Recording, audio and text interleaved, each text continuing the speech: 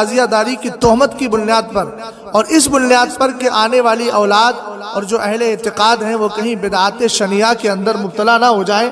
تو اعلیٰ حضرت رضی اللہ تعالیٰ عنہ نے اب اس کی بھی اجازت نہیں دی ہے۔ آپ نے اگر فتویٰ دیا، فتویٰ سنایا، تو کم سے کم امام اہل سنت رضی اللہ تعالیٰ عنہ کی اس عبارت کو بھی منظر عام پر لانا چاہیے۔ امام اہل سنت رضی اللہ تعالیٰ عنہ نے اب بنانے کی کس کی اجازت دی ہے، اس کا تذکرہ بھی اعلیٰ حضرت نے ذکر فرمایا ہے۔ امام اہل سنت کا یہ جملہ پھر سنیں، مگر اب اس نقل میں بھی، کون سی نقل؟ جس نقل کو نقل اصل کہا گیا، اصلی اور صحیح نقل کہا گیا، اس سے بھی اعلیٰ حضرت رضی اللہ تعالیٰ عنہ فرماتے ہیں مگر اب اس نقل میں بھی اہل بدعات سے ایک مشابہت اور تعزیہ داری کی تہمت کا خدشہ۔ یہ آج کے دور کی بات میں کر رہا ہوں اور حالات کس قدر دیگرگوں ہیں، مگر اب اس نقل میں بھی اہل بدعات سے ایک مشابہت اور تعزیہ داری کی تہمت کا خدشہ، اور آئندہ اپنی اولاد یا اہل اعتقاد کے لیے ابتلاء بدعات یعنی بدعاتوں میں مبتلا ہونے کا اندیشہ ہے، اور حدیث پاک میں ہے اتقوا مواضع التہم، تہمت کی جگہوں سے بچو، اور ایک حدیث پاک میں ہے من کان یؤمن باللہ والیوم الآخر فلا یقفن مواقف التہم، جو اللہ اور قیامت کے دن پر ایمان رکھتا ہے وہ تہمت کی جگہ ہرگز کھڑا نہیں ہوگا۔ اب اعلیٰ حضرت رضی اللہ تعالیٰ عنہ نے جو بنانے کی اجازت دی وہ کس چیز کی دی ہے، ذرا اس پر بھی غور کریں۔ جو اصل شکل تعزیے کی شکل میں بنائی جا رہی ہے، اس سے امام اہل سنت نے یہ کہہ کر کے منع فرما دیا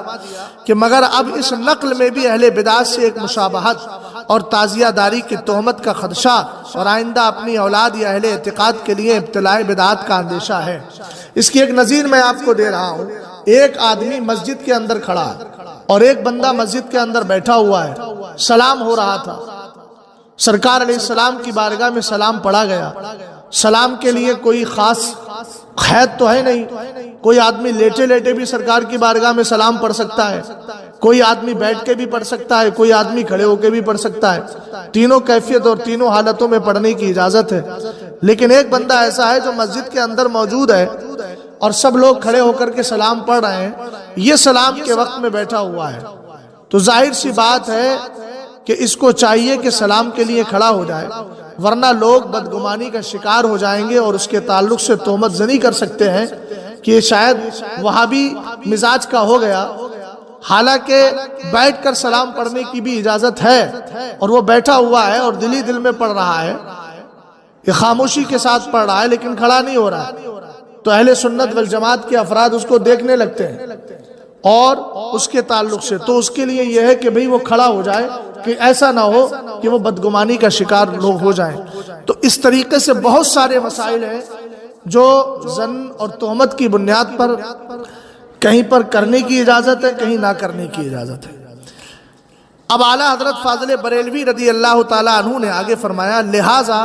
روضہ اقدس حضور سید الشہداء کی ایسی تصویر بھی نہ بنائے، بلکہ صرف کاغذ کے صحیح نقشے پر قناعت کرے۔ جیسے ہمارے یہاں کیلنڈر وغیرہ ہوتے ہیں، ان میں نقشے بناتے ہیں سرکار کے روضہ پاک کی یا خانہ کعبہ کی، بلکہ صرف کاغذ کے صحیح نقشے پر قناعت کرے اور اسے بقصد تبرک بے آمیزش منہیات اپنے پاس رکھے، جس طرح حرمین شریفین سے کعبہ معظمہ اور روضہ عالیہ کے نقشے آتے ہیں، یا دلائل الخیرات شریف میں قبور پر نور کے نقشے لکھے ہیں۔ یعنی امام اہل سنت اعلیٰ حضرت فاضل بریلوی رضی اللہ تعالیٰ عنہ نے یہ فرمایا کہ اب اس نقل میں بھی اہل بدعت سے چونکہ مشابہت ہے اور تعزیہ داری کی تہمت لگ سکتی ہے اور تہمت سے بچنا ضروری ہے، اس بنیاد پر اب وہ اصل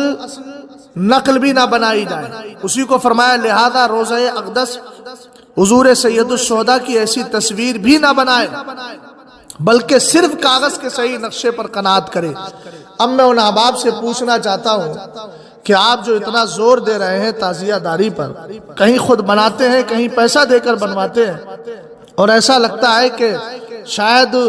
سارا تقوی سارا پرہیزگاری اسی تعزیہ داری میں ہے، جس طریقے سے شد و مت کے ساتھ دوسروں کا رد کیا جا رہا ہے